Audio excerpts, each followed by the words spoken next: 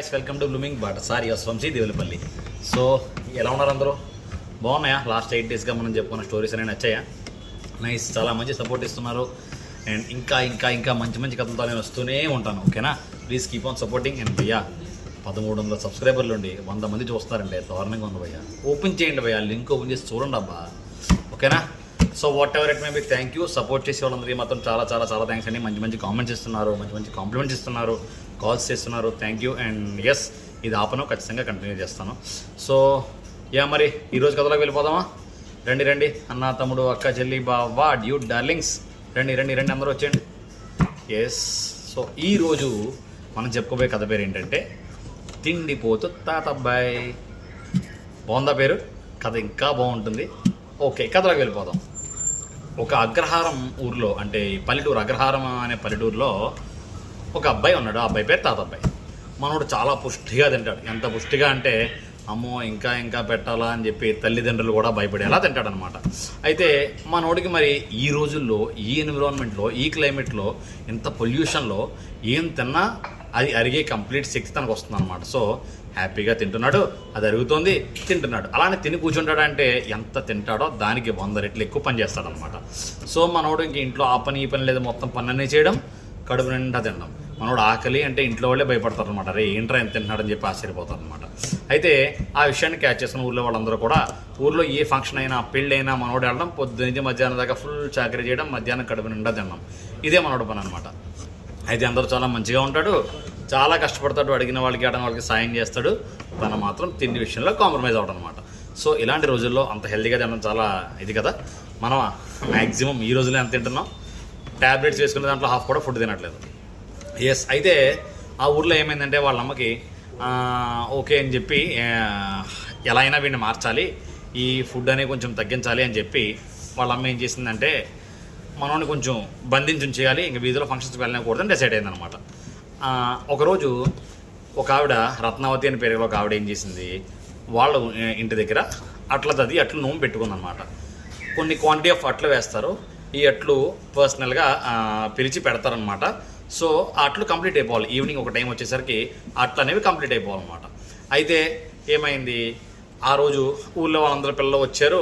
వచ్చి మ్యాక్సిమం ఒక అట్టు, మహా అయితే 2 అట్ల కన్నా ఎక్కువ తినట్లేదు అనమాట. సో అయితే చూస్తే చాలా క్వాంటిటీ ఉండిపోయింది. 11 అయిపోయింది, 12 అయిపోయింది, 1 అయిపోయింది. ఈవిడ ఒక్కరి గురించే వెయిట్ చేస్తుంది. ఎవరి కోసం? మన తాతబ్బాయి కోసం. ఏంటి ఇంకా రాలేదు, రోజు ఎర్లీ మార్నింగ్ వస్తాడు కదా, పిలిస్తే ఖచ్చితంగా వస్తాడు కదా, ఇంకా రాలేదు ఏంటని వెయిట్ చేస్తాను అనమాట. ఇక ఆఫ్టర్నూన్ 2 అయిన తర్వాత భయపడి ఏం చేసింది, వెంటనే డైరెక్ట్ వాళ్ళ ఇంటికి వెళ్ళిపోయి, సుభద్రమ్మ మీ అబ్బాయి తాతబ్బాయి ఎక్కడ ఉన్నాడంటే లోపలే ఉన్నాడు వదినా అన్నారనమాట. అదేంటమ్మా, ఈవేళ నేను అట్లు నూనె పెట్టుకున్నాను కదా, పంపించకపోతే అలాగా, పంపించంటే వద్దున అందరూ వాడిని తిండిపోతుందని హేళన చేయడానిక, వాడు ఏదో పెద్ద గొప్ప బిరుదులో ఫీల్ అవుతున్నాడు, కానీ నాకు చాలా బాధగా ఉంటుంది, లేదు వాడిని పంపించడం అందనమాట. అమ్మ అలా అనకు, నేను ఈరోజు నూనె వచ్చుకున్నాను, చాలా అట్లు ఉండిపోతాయి, మీ వాడు రాకపోతే ఎలా అయినా పంపించమ్మా అంటే సరేనని చెప్పి తాతబ్బాయిని పంపించింది. తాతబ్బాయి వెళ్ళి కూర్చుని దోశ స్టార్ట్ చేశాడు. ఆవిడ తేవడం, మనోడు తినడం, ఆవిడ తేవడం, మనోడు తినడం. ఫుల్గా 1 గంట అయింది, దోశలన్నీ అయిపోయాయి. అత్తమ్మ ఇంకా దోశ అడుగుతున్నాడు. ఆవిడ వచ్చి, అన్న అయిపోయారా దోశలు, ఇవాళ కంగారు పడుకో, నెక్స్ట్ వీక్ ఈసారి గారెల నూనె చేస్తున్నాను, ఖచ్చితంగా నిప్పిస్తాను, అప్పుడు వచ్చి తింది కానీ అంటుంది. అదేంటత్తమ్మ, కావాలంటే నీకు కావాల్సిన పని చేసి పెడతానులే, ఇంకోటి దోశలు వేసి పెట్టాడు అనమాట. లేదురా ఈరోజు అయిపోయింది, నెక్స్ట్ వీక్ మళ్ళీ మనం గారెల నూనెలో కలుద్దాంలే అందనమాట.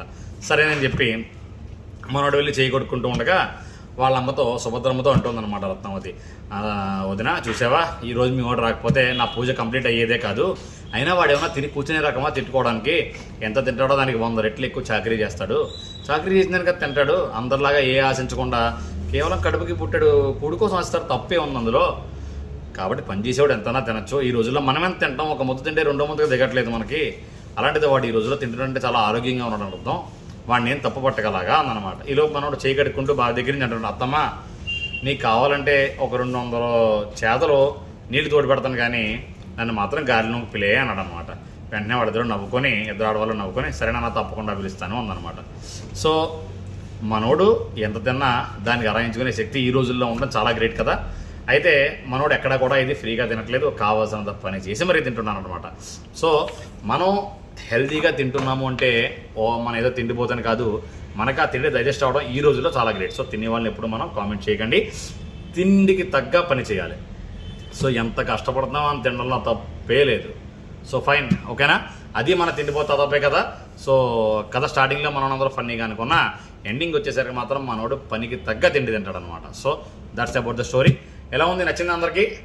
సో మన తిండిపోతే అదొప్పే ఇలాంటి వాళ్ళు మీ గ్రూప్లో మీ గ్యాంగ్లో ఎవరైనా ఉంటే వాళ్ళని కామెంట్ బాక్స్లో షేర్ చేయండి, ఓకేనా? సో ఎస్, కథ నచ్చిందని అనుకుంటున్నాను. రేపు మళ్ళీ ఇంకో కథ వస్తాను. అప్పటిదాకా మళ్ళీ రిపీట్ మోడ్లో నా కథ వింటూ హ్యాపీగా పడుకోండి, ఓకేనా? Bye, good night, sweet dreams, your blooming but sorry.